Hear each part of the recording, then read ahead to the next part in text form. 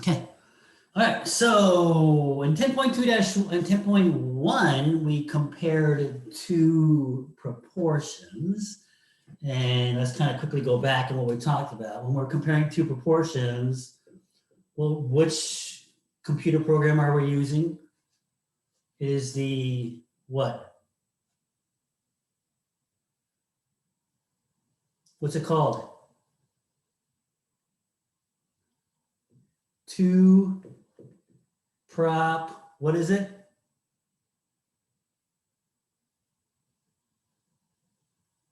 It's Z the test? Z-I-N-T. Prop Z test. We're gonna be doing, so we're gonna do two prop Z test, right?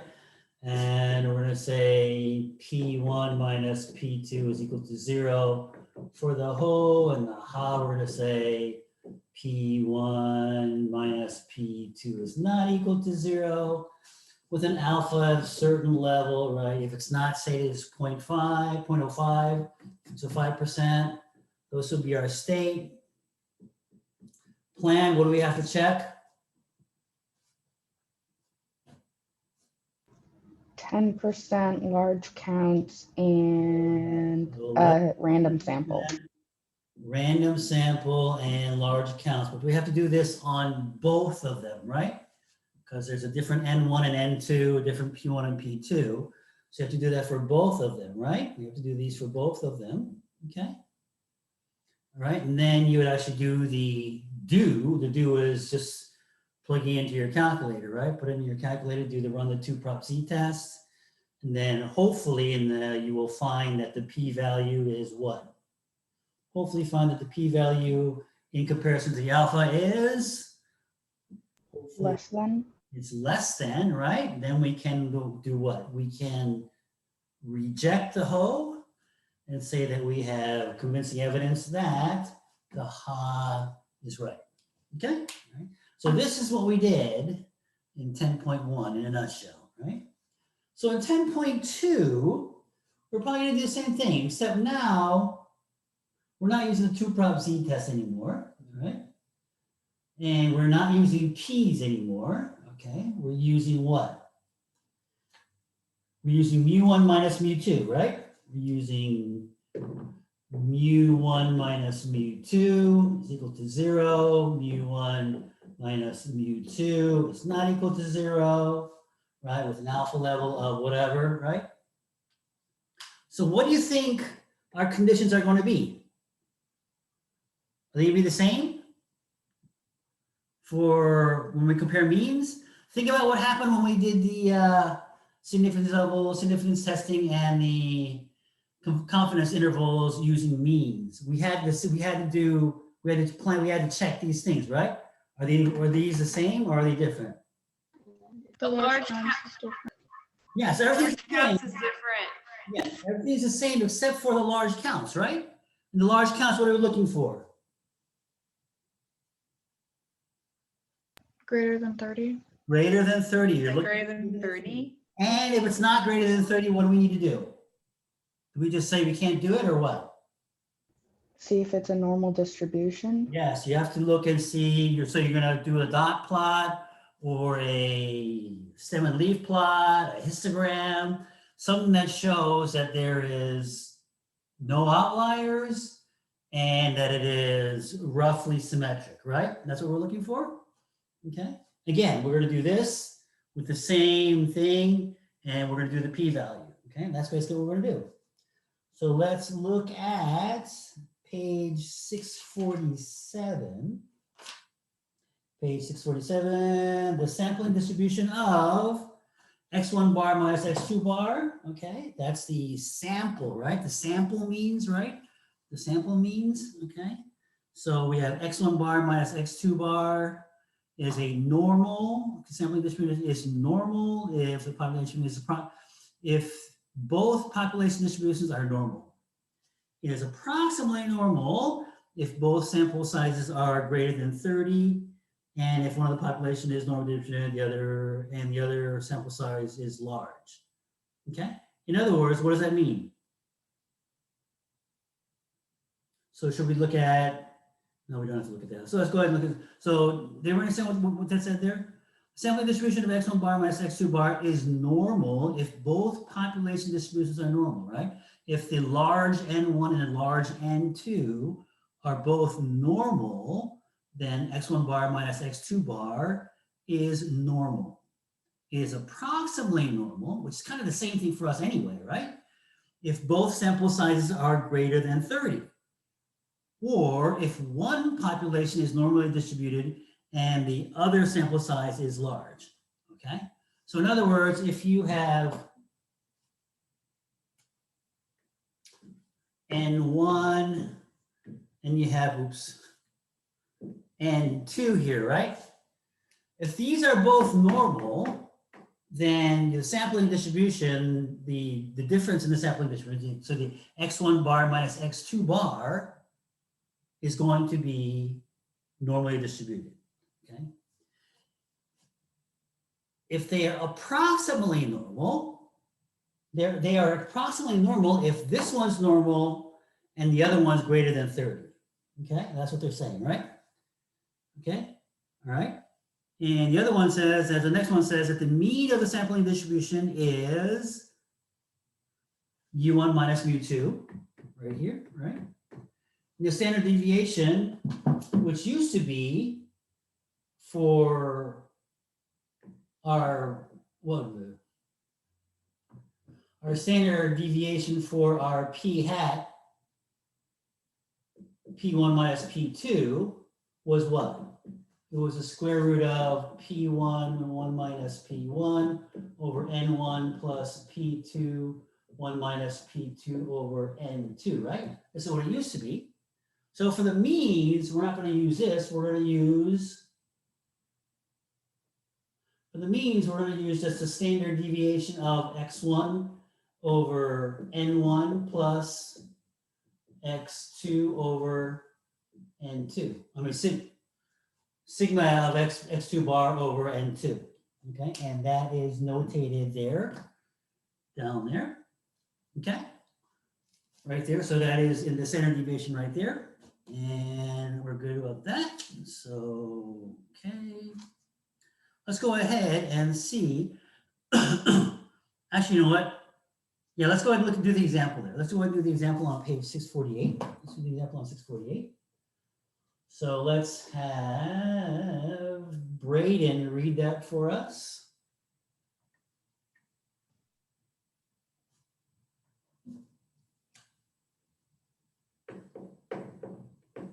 A fast food restaurant uses an automated filling machine to pour its soft drink.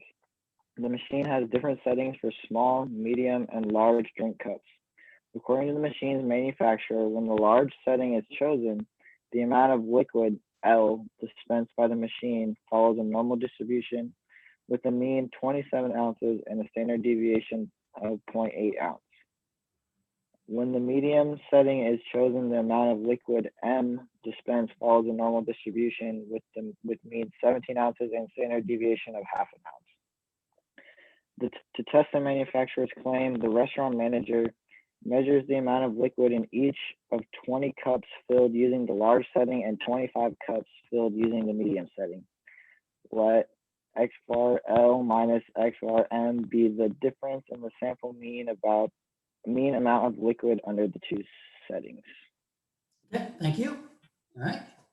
So what do we have? We have a large population and we have a medium population, right?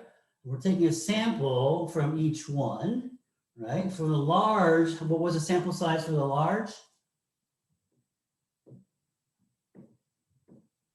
20. It was 20, right? And the medium was 25. 25, correct?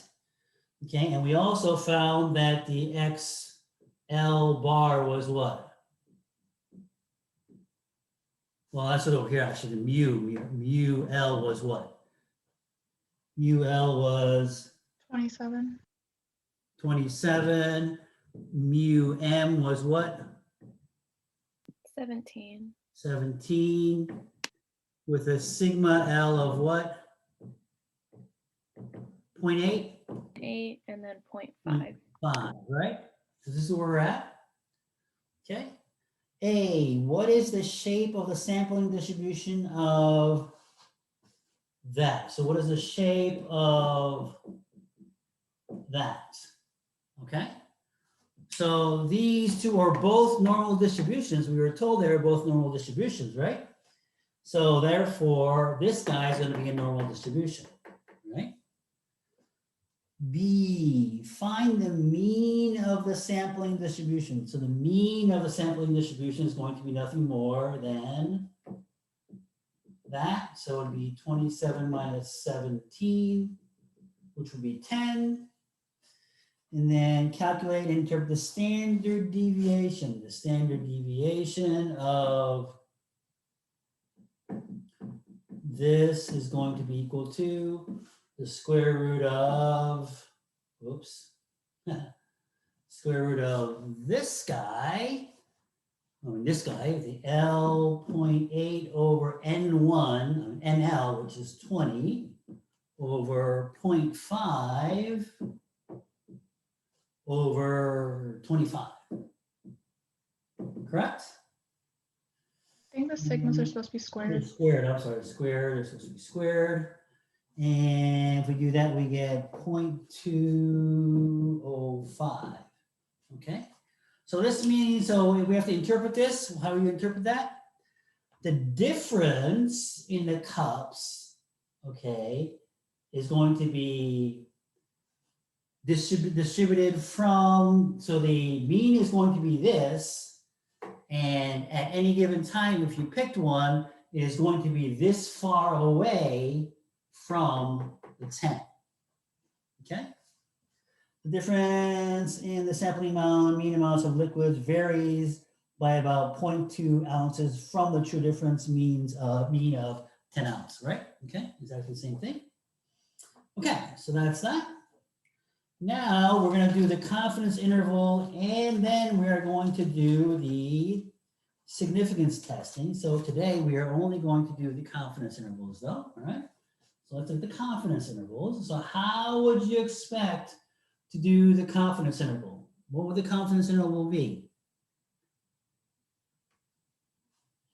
Confidence interval, right? Remember the confidence interval, what was the confidence interval for the proportions? Somebody rattle that off for me. What was the confidence intervals for the proportions? P1 minus P2, right? Plus or minus, what do I need here? T. Z star, right? Then I'm going to have what? P1, 1 minus P1 over N1 plus P2, 1 minus P2 over N2, correct? This was our confidence interval for the proportions. Okay, now let's talk about the means now. For the means, it's not going to be P1, P1 minus P2. What is it going to be? To be mu1 minus mu2, correct? Okay. Will we be using a Z star? What do you think? Think we'll be using a Z star? Okay, let's do this one first. What do we need? What do we use here?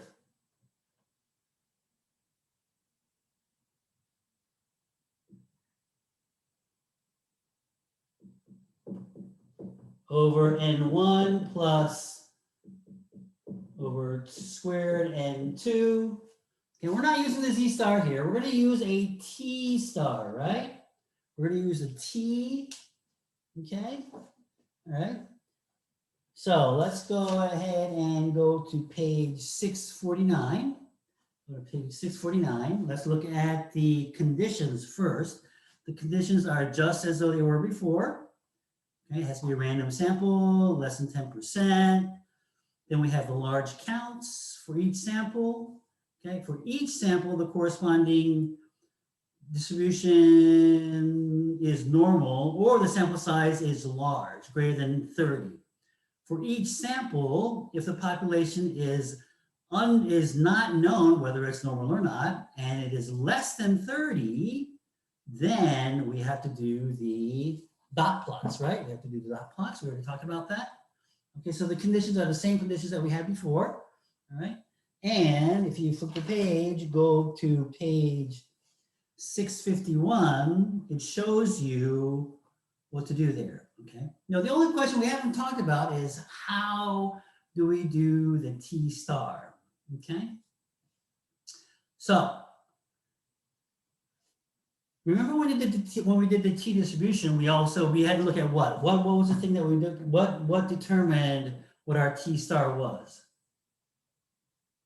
There are two things that determine that, right? Actually, the level, right? The confidence interval that we're talking about, whether it's a 95%, 99%, or 90%, right? Plus there was something else. What was it?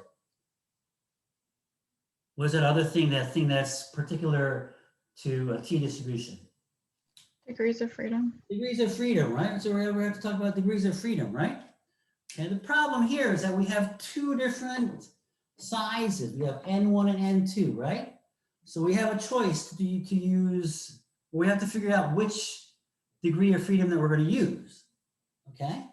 So remember when we had like the degree of freedom table went from 1 through, I think, 30, then it went 40, 50, and so forth. So between 30 and 40, we didn't have any gradation there.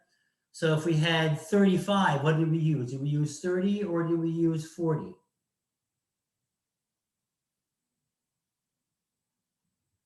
We used 30. We used the smaller one, right? So in the same thing we're going to do over here, we're going to use the smaller degree of freedom, okay? All right. So if you read there, it says where T star is a critical value with C% of area between negative T to plus T. And so use either technology or, so option 2, use the smaller of N minus 1 and N minus, and N2, N1 minus 1 and N2 minus 1, right? So use a smaller degree of freedom when you're choosing it from the table, right? When you're using technology, doesn't matter, they'll take care of it for you, right? Just put it in, so it's going to be it's a different thing, right? If you flip the page, and page 654, right, it shows you how to do a 2-samp T-int, right? A 2-samp T-int, 2 samples T interval, right? It's a confidence interval, right? Okay, all right, so that's what you'll be using. All right, so let's go ahead and go to, where is it? Let's look at page 649. There's an example there, 649. So let's have Alia read that for us. Page 649, the example.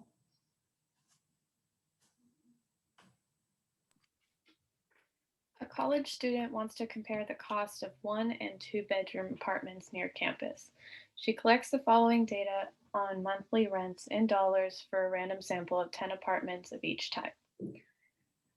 Let mu1 be the true mean monthly rent of all 1-bedroom apartments near campus, and mu2 be the true mean monthly rent of all 2-bedroom apartments near campus.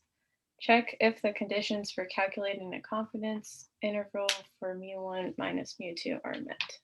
Okay, so we need to look at the 3 conditions. Okay, they have to be a random sample, correct? Are they a random sample?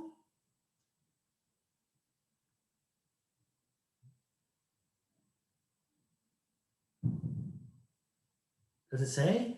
Yeah, it says it's random sample, right? Random sample of 10 apartments of each type, right? Okay, it's random sample. And we're gonna assume that there are more than 200 apartments, 100 apartments, right?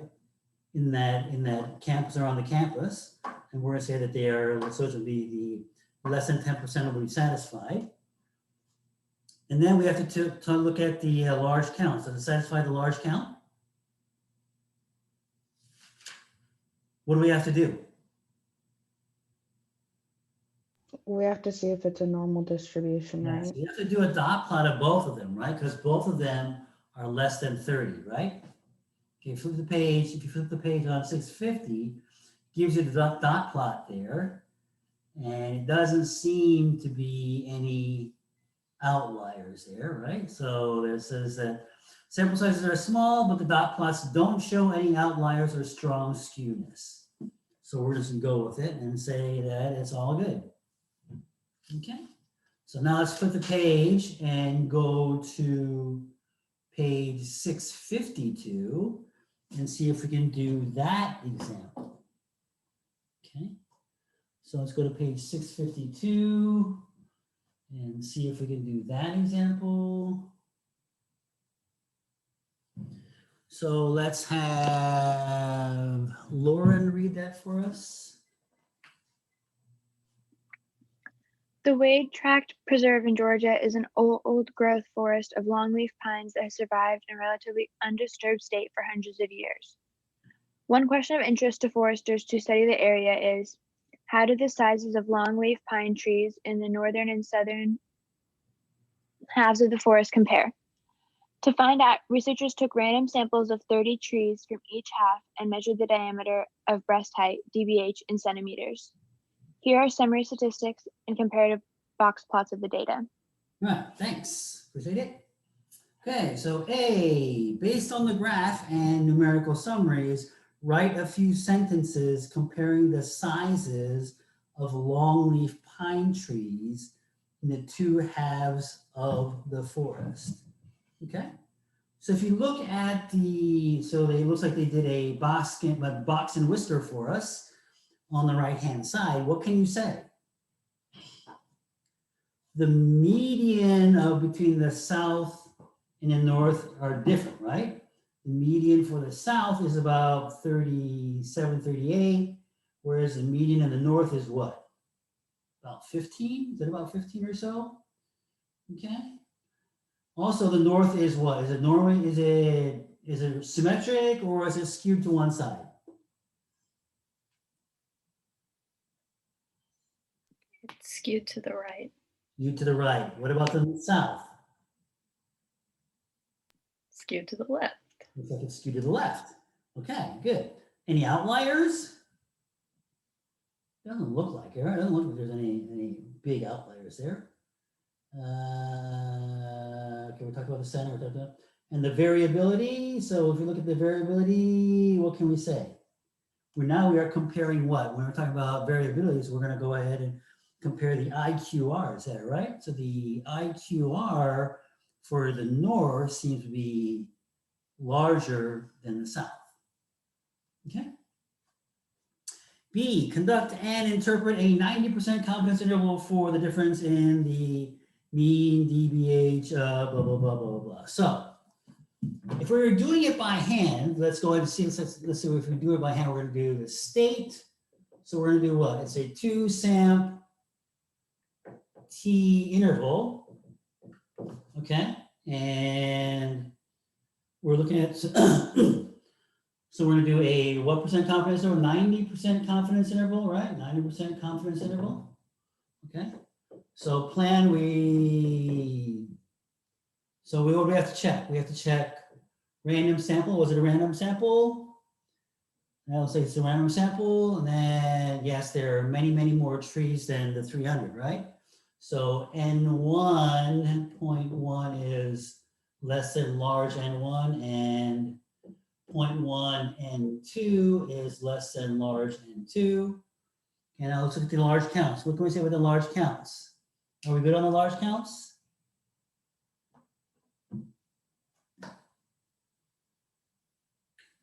We're good on the large counts. They're both greater than 30, right? They're both greater than 30, so we're good to go. Okay, so we're good with the plan. So the large counts for both of them are greater than 30, so we're good to go. So let's go ahead and do it. So we would do what? What was the mean for the north? Was 23.70 minus the south, which was 34.53 plus or minus. Then we have to find the 90% confidence interval, right? 90% confidence interval. And we're going to use a degree of freedom of what? Degree of freedom actually on this one is going to be what? They're the same, are they not? They're 29, right? They're 29. So if you look that up, and you do the T, find the T star for that, it looks like it's going to be 1.699. 1.699. And then we have to do the sigma. One was, the north was 17.5 squared over 30 plus, the other one was 14.26 squared over 30. Okay? Okay, so it looks like the book has it the other way around. It doesn't matter, right? I mean, it's just going to be the opposite, right? So if we do it let's follow the book.